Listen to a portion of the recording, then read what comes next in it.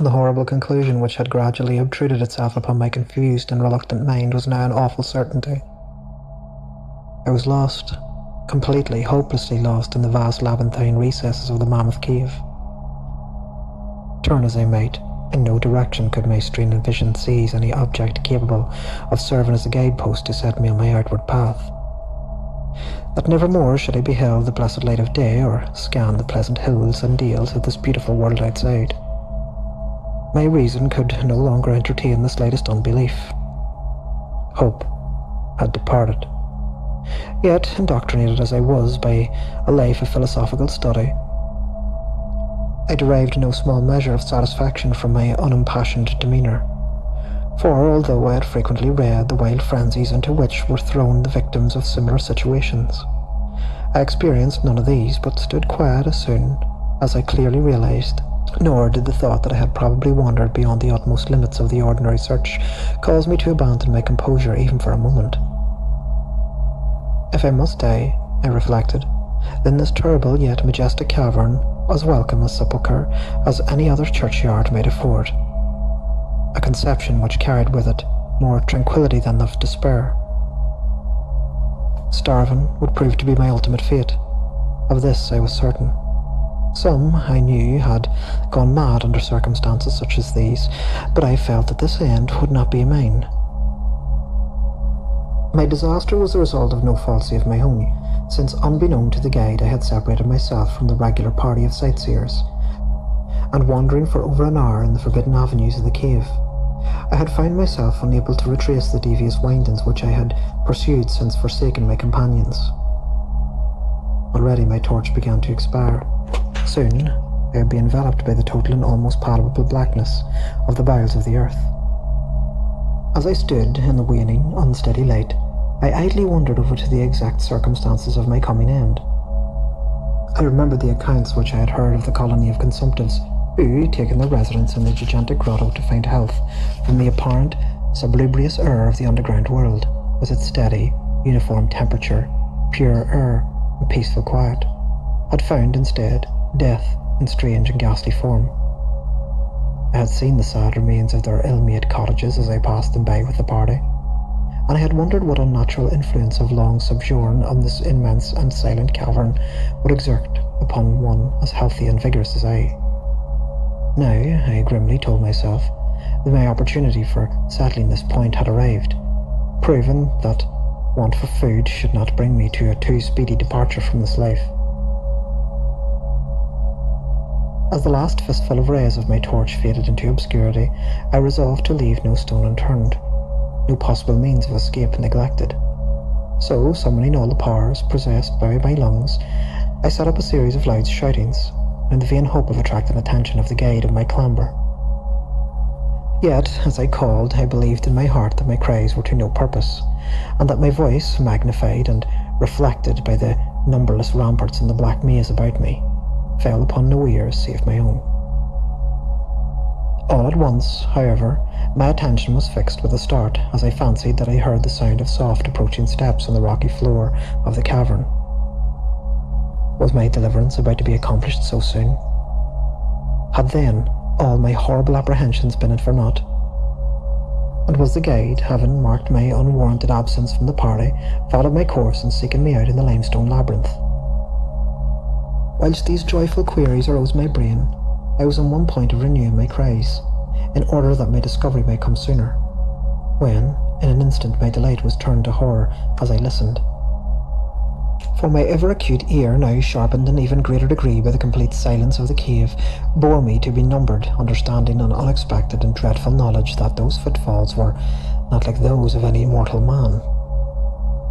In the unearthly stillness of the subterranean region, the tread of a booted guide would have sounded like a series of sharp and incisive blows. These impacts were soft and stealthy, as with the padded paws of some feline. Besides, at times, when I listened carefully, it seemed to trace the falls of 4 instead of 2 feet. I was now convinced that I had, by my cries, aroused and attracted some wild beast, perhaps a mountain lion which had accidentally strayed within the cave. Perhaps, I considered, the Almighty had chosen me a swifter and more merciful death than that of hunger. Yet the instinct of self-preservation, never wholly dormant, had stirred in my breast, and though escape from the uncommon peril might spare me but for a sterner and more lingering end, I determined, nonetheless, to part with my life as high a price as I could command. Strange as it may seem, my mind convinced of no intent to the part of the visitor save that of hostility. Accordingly, I became very quiet, in the hope that the unknown beast would, in the absence of the guided sound, lose its direction as I had, and thus pass me by. But this hope was not destined for realization, for the strange footfalls steadily advanced, and the animal, evidently having obtained my scent, which, in an atmosphere so absolutely free from all distracting influences as the cave, could doubtless be followed by a greater distance. Seeing, therefore, that I must be armed in defence against my uncanny and unseen attack in the dark, I groped around me for the largest fragment of rock which were strewn upon all parts of the floor of the cavern in the vicinity, and grasping one in each hand for immediate use, awaited with resignation the inevitable result. Meanwhile, the hideous pattern of the paws drew near. Certainly, the conduct of the creature was exceedingly strange. Most of the time the tread seemed to be that of a quadruped, walking with a singular lack of unison betwixt hind and forefeet. Yet, at brief and infrequent intervals, I fancied that but 2 feet were engaged in the process of locomotion. I wondered what species of animal was to confront me. It must, I thought, be some unfortunate beast who had paid its price for curiosity to investigate one of the entrances of the faithful grotto of this lifelong confinement in this interminable recess. It doubtless obtained as food the eyeless fish, bats and rats of the cave, as well as some of the ordinary fish that were wafted in at every freshet of the Green River, which communicates in the occult manner with the waters of the cave. I occupied some of the terrible vigil with the grotesque conjectures of the altercations cave life might have wronged in the physical structure of the beast, remembering the awful appearances ascribed by the local tradition in the consumptives who had died long after the residents in the cavern. Then I remembered with a start that, even should I succeed in killing my antagonist, I should never behold its form, as my torch had long since been extinct and was entirely unprovided with matches. The tension on my brain now became frightful. My disordered fancy conjured up a hideous, fearsome shapes from the sinister blackness that surrounded me, and that actually seemed to press upon my body. Nearer, nearer, the dreadful footfalls approached.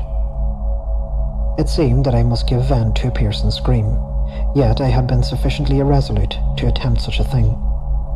My voice could scarce have responded. I was petrified, rooted to the spot. I doubted if my right arm would allow me to hurl its missile at the oncoming thing when the crucial moment should arrive.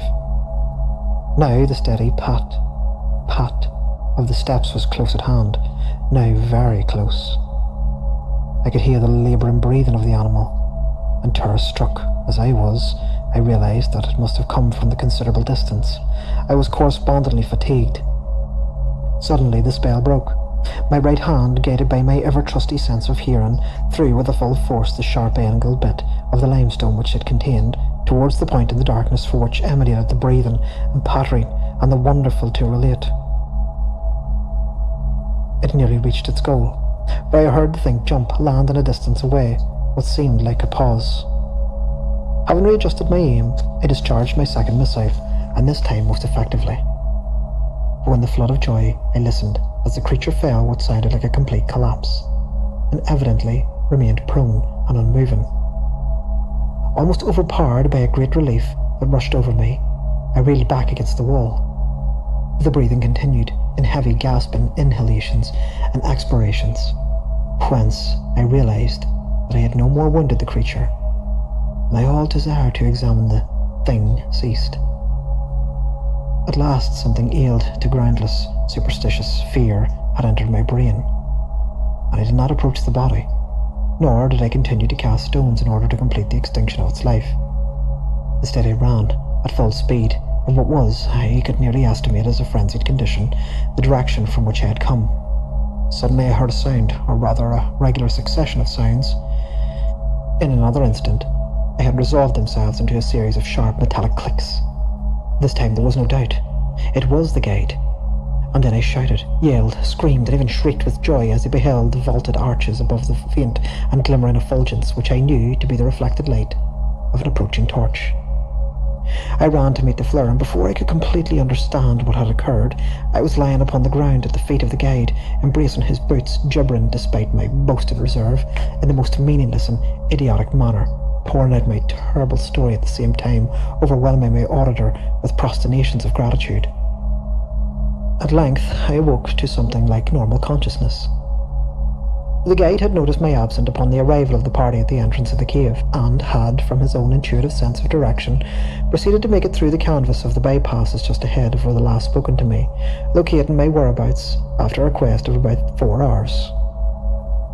By the time he related this to me, I, emboldened by his torch and his company, began to reflect upon the strange beast which I had wounded but a short distance back in the darkness, and suggested that we ascertain by the rushlight's aid what manner of creature was my victim. Accordingly, I retraced my steps, this time with a courage born of companionship, to the scene of my terrible experience. Soon we descried a white object lying upon the floor, an object whiter than the glimmering limestone itself. Cautiously advancing, we gave vent to the stimulus ejaculation of wonderment. For all of the unnatural monsters either of us had in our lifetimes beheld, this was a surprising degree of the strangest. It appeared to be an anthropoid ape of some large proportions, escaped perhaps from some Anarian menagerie.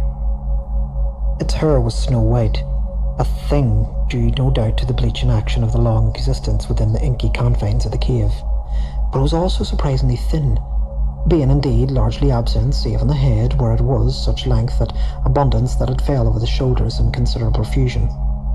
The face was turned away from us, as the creature lay almost directly upon it. The inclination of the limbs was very singular, explaining, however, the alternation of their use which I had noted before, whereby the beast used sometimes all 4, and on other occasions but 2, for its progress. From the tips of the fingers or toes long nail-like claws extended.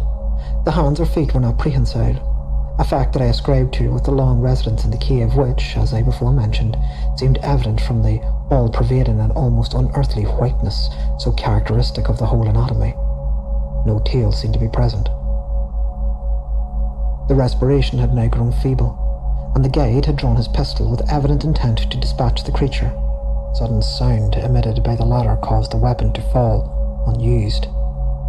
The sound was of a nature difficult to describe. It was not like the normal note of any known species of simian, and I wondered the unnatural quality was not the result of the long-continued and complete silence, broken by the sensations produced by the advent of the light, a thing which the beast could not have seen since its first entrance into the cave. The sound, which I might feebly attempt to classify as a kind of deep-toned clattering, was faintly continued. All at once, a fleeting spasm of energy seemed to pass through the frame of the beast. The paws went through a convulsive motion, and the limbs contracted. With a jerk, the white body rolled over onto its face, and as it turned in our direction. For a moment, I was struck with horror at the eyes thus revealed, as I noticed nothing else. They were black, those eyes, deep, jetty black, in hideous contrast to the snow-white hair and flesh. Like those of the other cave denizens, they were deeply unsunken into the orbits, and were entirely destitute of irises. As I looked more closely, I saw that they were set in a face less prognathous than that of the average ape, and infinitely more hairy. The nose was quite distinct. As we gained upon the uncanny sight presented to our vision, the thick lips opened and several sounds emitted from them, after which the thing relaxed in death. The guide clutched my coat sleeve and trembled so violently that the light shook fistfully, casting weird moving shadows on the walls about us. I made no motion, but stood rigidly still, my horrified eyes fixed upon the floor ahead. Then fear left, and wonder, awe, compassion, and reverence succeeded in its place. For the sounds uttered by the stricken figure that lay stretched out in the limestone had told us the awesome truth. The creature that I had killed, the strange beast of unfathomed cave, was, or had been at one time, a man.